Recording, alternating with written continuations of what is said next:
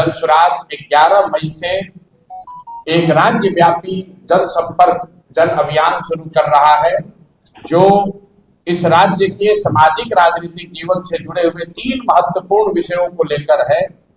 पिछले 4-5 वर्षों में सबसे ज्यादा जो जिन 3 बातों पर सामाजिक राजनीतिक हलकों में चर्चा हुई है, उसमें एक है जातीय जनगणना।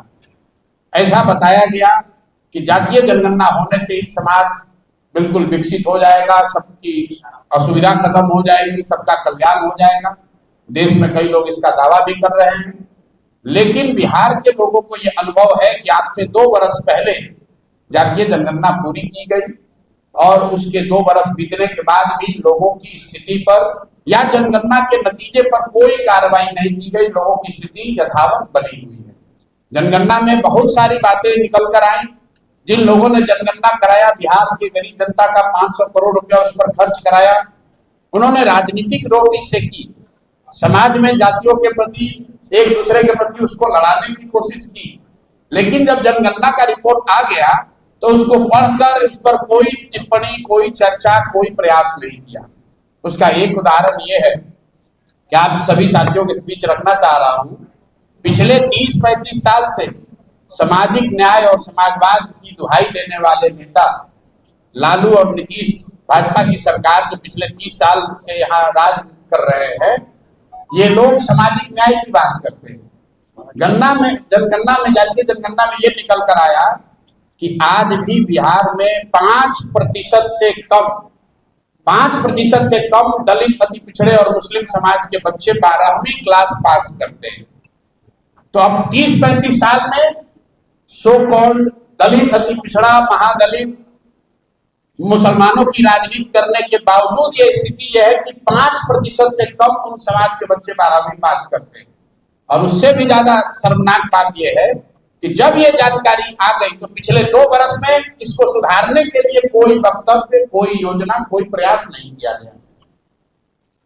जब ये जातीय जनगणना का रिपोर्ट आया नवंबर 2023 में, आप लोग भी भूल गए हैं, 24 नवंबर को 2023 को नीतीश कुमार ने तब तेजस्वी यादव के साथ, जो उनके साथ सरकार में थे, उन्होंने ये घोषणा की थी कि जनगणना में कुल जो 94 लाख गरीब परिवारों को चिन्हित किया गया है सभी जातियों से, उन सभी परिवारों को 2-2 लाख रुपए की सहायता राशि दी जाएगी। हम लोग की जानकारी के मुताबिक आज तक 2 साल बीत गए, 2 बजट आ गए, अभी तक किसी को भी 1 रुपए का सहायता नहीं दिया गया। ये एक बड़ा विषय है, इसलिए हम लोग इसको लेकर बिहार के घर घर जाना चाहते हैं कि जैसे मोदी जी ने एक जुमला फेंका था कि हर परिवार को 15 लाख रुपए मिल जाएंगे, उसी तरह नीतीश कुमार और तेजस्वी यादव की सरकार ने कहा कि हर परिवार को जो गरीब है जातीय जनगणना में जिसको चिन्हित किया गया है गरीब परिवार के तौर पर, उसको 2 लाख की राशि सहायता के तौर पर दी जाएगी। किसी को 1 रुपया नहीं मिला। दूसरा विषय है दलित, महादलित, अति पिछड़े, जो यहाँ पर भूमिहीन है, जिनको घर नहीं है, भूमिहीन है। उसके लिए 2008 में नीतीश कुमार ने एक योजना शुरू की। कहा गया कि हर वो दलित, महादलित, अति पिछड़ा समाज का व्यक्ति जो भूमिहीन है और जिसके पास घर नहीं है, उसको 3 डिसमिल जमीन सरकार की ओर से दिया जाएगा। अगर सरकारी जमीन नहीं है तो सरकार खरीद कर ये जमीन देगी।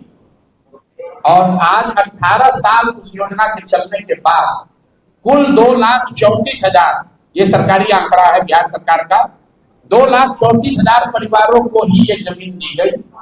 भारत सरकार के प्लानिंग कमीशन ने, जिसको अब नीति आयोग कहते हैं, उसने अपनी रिपोर्ट में लिखा है कि 2,34,000 में से 1,20,000 लोगों को ये जमीन सिर्फ कागज पर दी गई है। अंदाजा लगाइए, इस कार्यक्रम को जब शुरू किया गया था तो बिहार में 50 लाख दलित, महादलित, अति पिछड़ा समाज के लोगों को जमीन मिलनी थी और अभी तक सच्चाई में 1,20,000 लोगों को ही ये मिला। तो ये एक बहुत बड़ा मुद्दा है। और तीसरा एक जो मुद्दा पिछले 4-5 साल से बिहार की समाज को राजनीतिक हलकों में चल रहा है, वो है भूमि सर्वे का। 4-5 साल पहले एक भूमि सर्वे शुरू किया गया। कहा गया लैंड, भूमि सुधार के लिए लैंड डिजिटाइजेशन किया जाएगा, जमीन का मालिकाना हक तय किया जाएगा। पिछले 4-5 सालों में जमीन और राजस्व विभाग के द्वारा जितनी धन की उगाही की गई है समाज से, वो बिहार के इतिहास में कभी नहीं हुआ है। चाहे वंशावली बनाने का बात हो, रसीद कटाने का मामला हो, दाखिल खारिज का इशू हो या जमाबंदी का मामला हो, इसमें 10,000 से लेकर लाखों रुपए तक परिवारों से लिया जा रहा है। और ये कहा जा रहा है कि जमीन का डिजिटाइजेशन और उसका मालिकाना हक तय कर दिया जाएगा। फरवरी में अभी बिहार सरकार ने रिपोर्ट जारी किया है, 5 साल के इस लूट के बाद सिर्फ 20% जमीन का ही अभी तक सर्वे किया गया है, डिजिटाइजेशन किया गया है। तो इन तीनों मुद्दों को लेकर जन सुराज के लोग, हम लोगों ने तय किया है कि बिहार के 1 करोड़ परिवार के पास जाएंगे, उनसे ये पूछेंगे कि भाई तुमको 2 लाख रुपए की सहायता मिली कि नहीं मिली, क्या तुम्हारे जो भूमिहीन साथी हैं उनको घर के लिए 3 डिसमिल जमीन मिला कि नहीं मिला, और भूमि के सुधार के नाम पर, सर्वे के नाम पर हो रहे लूट में तुमसे पैसा लिया गया कि नहीं। और अगर उनकी सहमति होगी तो उनका हस्ताक्षर लिया जाएगा। 1 करोड़ ऐसे लोगों को 11 जुलाई से पहले हम लोग उनका हस्ताक्षर लेंगे और मुख्यमंत्री से 11 तारीख को ये 1 करोड़ हस्ताक्षर के साथ हम लोग मिलेंगे। अगर मुख्यमंत्री ने उसके बाद भी कोई कार्रवाई नहीं की तो पार्टी ने तय किया है कि अगले मानसून सत्र में हम लोग विधानसभा को जन सुराज के परिवार के सारे साथी मिलकर घेरेंगे। इस पूरी कार्यक्रम की शुरुआत मैं खुद 11 मई को नीतीश कुमार के अपने गांव कल्याण बिगहा से ही कर रहा हूं। 35 वर्ष के नीतीश कुमार के राजनीतिक जीवन में आज तक ऐसा नहीं हुआ है कि किसी नेता ने हिम्मत की हो कि कल्याण बिगहा उनके घर में जाकर, उनके गांव में जाकर ये पूछे कि भाई पूरे बिहार का छोड़ो, ये तीनों चीज आपके गांव में उसकी स्थिति क्या है।